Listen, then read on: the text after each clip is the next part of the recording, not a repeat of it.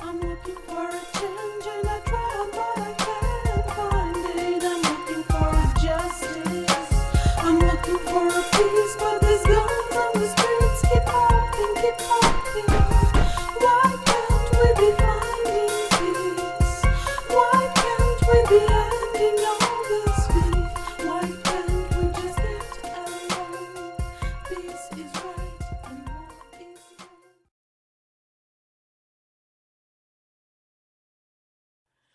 You see what I'm saying? And I can't really be crazy mad and say it's a sadistic plot. I think it's just normal. I think it's just normal because white people tried to stop it from happening. Dan Quayle got up and I think in the Democratic convention or something and said Tupac name, like, take that shit off the shelf. Like, it was a problem. Now, if it wasn't a problem, then people wouldn't be saying shit. But people actually took up and was like, hey, don't, like I'm sure people can go back and look at footage of people taking CDs and stepping on them and crushing on them and all that type of shit.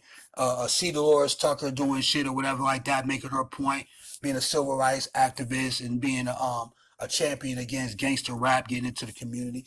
You can see video footage of her talking about that shit and her opinions on it. She felt like it would be destructive to the neighborhoods and everything. But the problem is black people didn't listen to none of that. And they didn't care. What they cared about was their own art, right? You can look at it as being selfish to a certain degree, because if you create an art and you know that your art is killing somebody or contributes to the death of people, then maybe your art should be able to be changed into a different way to preserve life instead of taking life. Even though you may say like, hey, this is how I grew up. This is just what it is. This is how I get down in my neighborhood.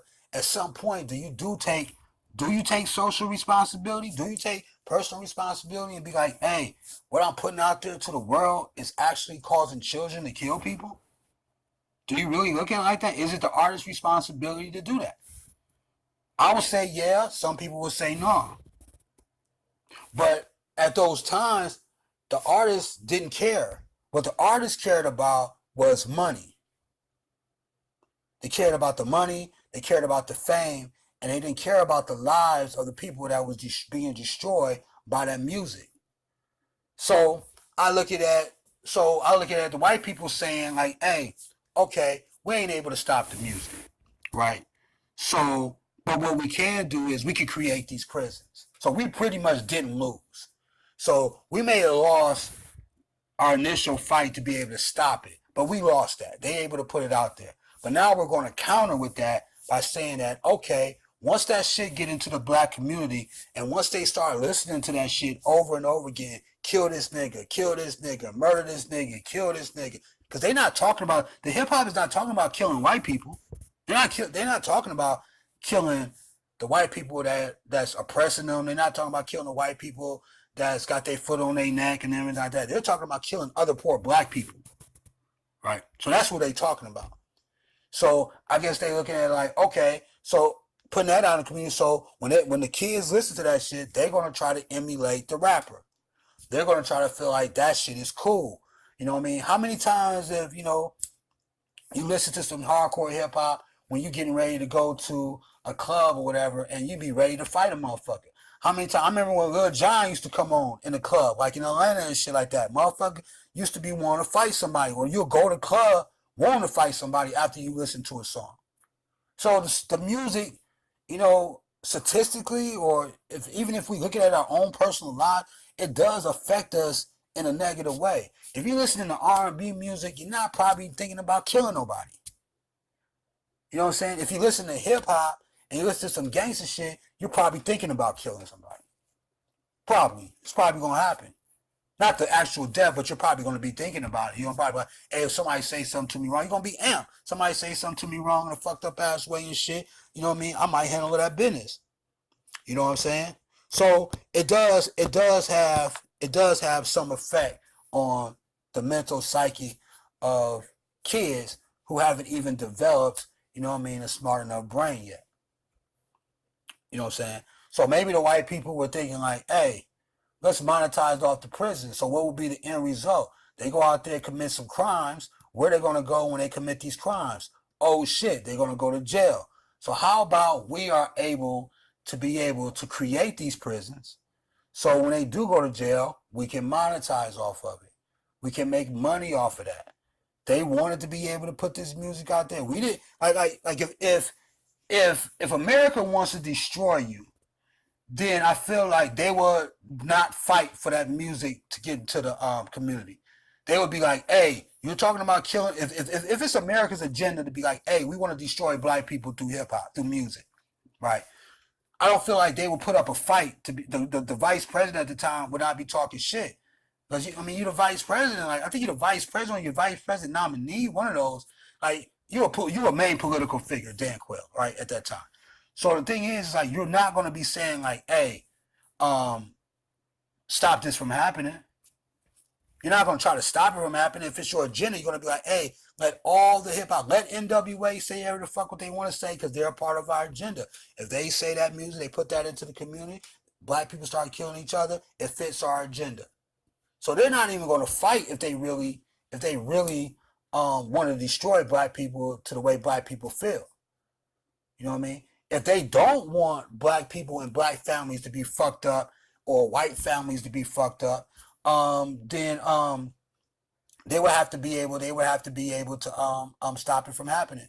Now a lot of people can argue and say like, oh, Dan Quayle ain't sticking up for black people. Dan Quayle is probably sticking up for white people. But Delores Tucker was probably sticking up for black people a lot. You know what I'm saying? I feel like she probably was. Or then you can argue and say she was thinking about white people. But it's still we Americans.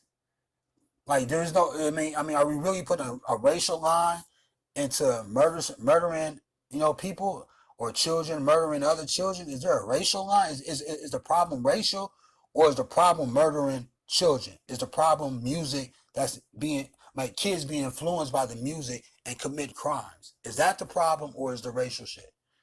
You know what I'm saying? So white people right now are the biggest consumers of hip hop. Back then, NWA days and shit like that, they was the biggest consumer too, because black people probably really wasn't fucking with it like that. Because black people probably wasn't trying to hear it like that. But white people probably got curious and everything and was like, hey, white kids and shit be like, hey, that's some crazy ass shit. But the thing is with the white people, when they heard it, they didn't go kill other white people. They probably just looked at it as entertainment. They're like, man, that was some cold ass shit, dog. You talking about killing that person. But I don't think the white person, not saying all white people, but I'm sure all the white people they didn't go out and start, murdering other white people at the same effect level as black people were murdering black people by listening to the same music.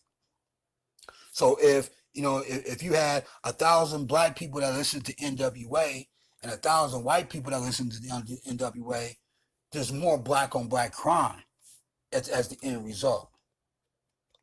So I think we have to be able to look at it from not being a sadistic secret plot.